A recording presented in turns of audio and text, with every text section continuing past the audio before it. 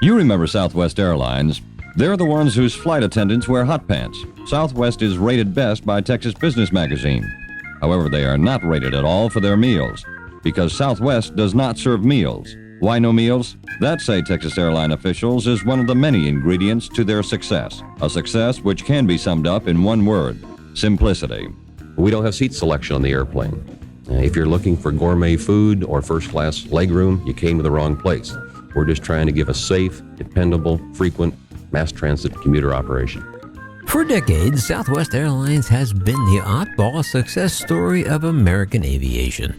No first-class seats, no fancy premium lounges, no sprawling international hubs. Just a single type of airplane, friendly crews, and an ethos built around keeping things simple. Kind of like the Walmart of aviation. But these days, Southwest Airlines has lost its way to the point that they don't even know who they are anymore. They're basically just like every other airline now.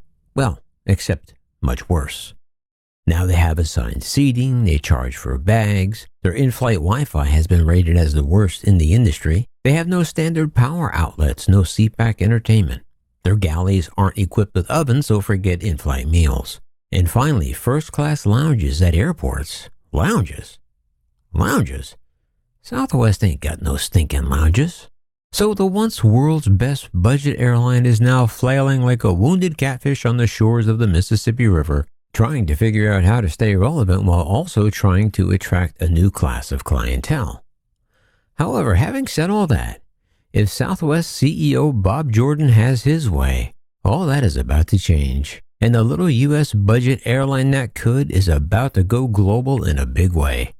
And most shocking of all, that includes possibly saying goodbye to Boeing and hello to Airbus, European destinations, and premium first-class lounges the world over. Speaking on the sidelines of the U.S. Chamber of Commerce Annual Aerospace Summit in Washington, D.C. on Tuesday, 9 September, Southwest Airlines CEO Bob Jordan gave some of his strongest comments yet that the carrier plans to enter the long-haul international space in the coming years. He said everything is on the table. Lounges, a true premium product, and especially long-haul international flights. And Jordan went further, suggesting that a decision in terms of a new airplane order could come soon. However, given the decade-long backlogs at Airbus and Boeing, Southwest would need to order a plane capable of intercontinental flights in the next year or two if it wants to debut long-haul international flights in the early 2030s. Jordan said it's all on the table.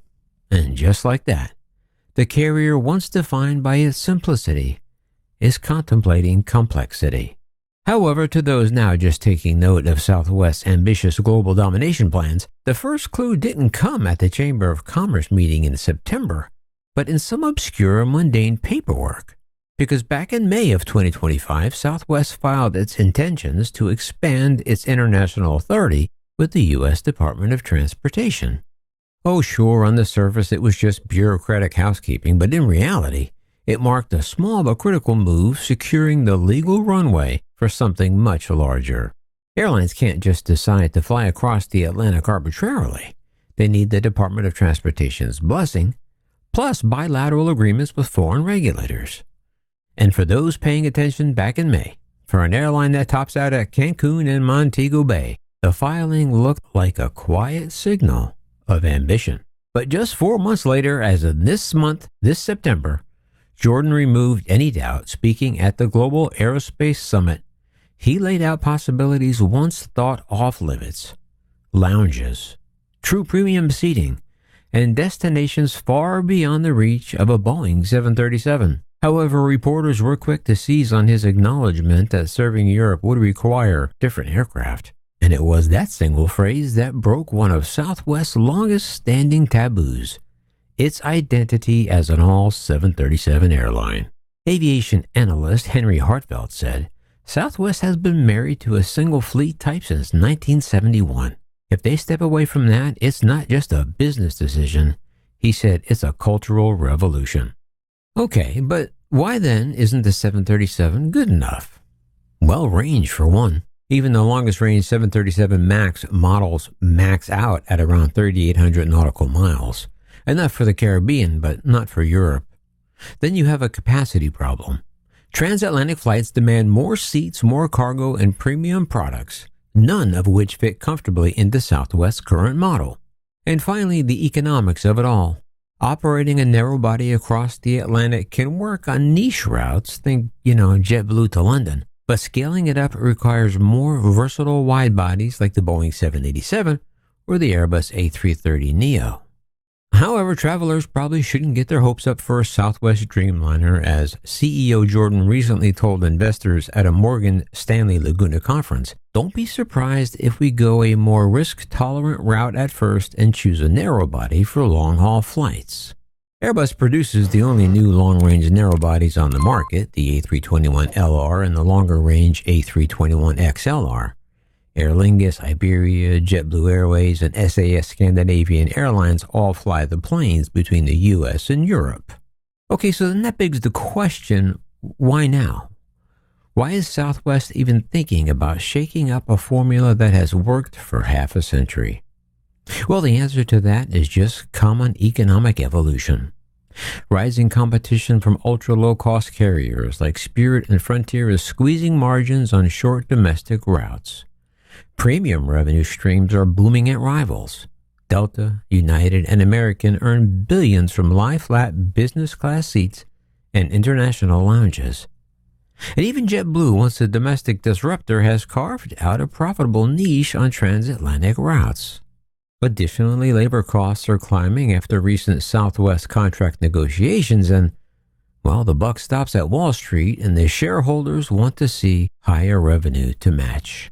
As airline economist Helene Becker notes, the market is rewarding airlines that diversify. If Southwest doesn't adapt, it risks being left behind. But in order to reap the rewards, you have to be willing to accept the risks, and moving into long-haul international service won't be easy. First and foremost, you have to consider fleet overhaul.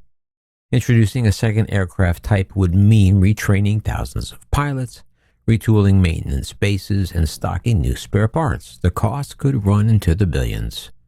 Then probably the most important risk Southwest faces is brand identity.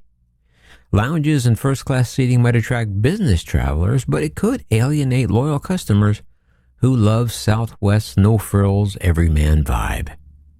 Then there is operational complexity. International flying involves foreign ground handling, catering contracts, and government approvals. For Southwest, an airline that stumbled so badly in the 2022 holiday meltdown, complexity is a dangerous frontier. Add to that competitive pressure. Crossing the Atlantic puts Southwest into head-to-head combat with legacy giants who already dominate those routes. But let's say Southwest jumps all the aforementioned hurdles. What are some of the first moves we can expect from Southwest? Well, test flights for starters, say with a long-range narrow body like the Airbus A321XLR, if Southwest breaks its Boeing-only habit. There will need to be partnerships or code shares with foreign carriers to dip a toe into Europe before buying wide-bodies. Also, premium trial balloons, pilot lounges at key hubs, or installing a limited premium cabin on select domestic routes to gauge demand. And the list goes on from there. However, for now, Southwest insists nothing is decided. While CEO Jordan's September Chamber of Commerce comments were framed only as possibilities at this point, not plans, but paired with the May Department of Transportation filing, they marked the strongest evidence yet that the airline is plotting its next chapter. And if history is a guide, the evolution would come gradually at first with East Coast gateways and narrow-body hops across the Atlantic, then perhaps a leap into wide-bodies if the economics line up. Either way, it's clear the era of Southwest as strictly a domestic 737 carrier may be nearing its end. And for an airline that built its empire on being different, the boldest move it can make now may be to become like everyone else, with lounges, lie-flat seats, Wi-Fi that actually works, hot meals, and seatback entertainment, all configured nicely onto brand new long-haul jets that don't carry the Boeing logo for international flights across the ocean.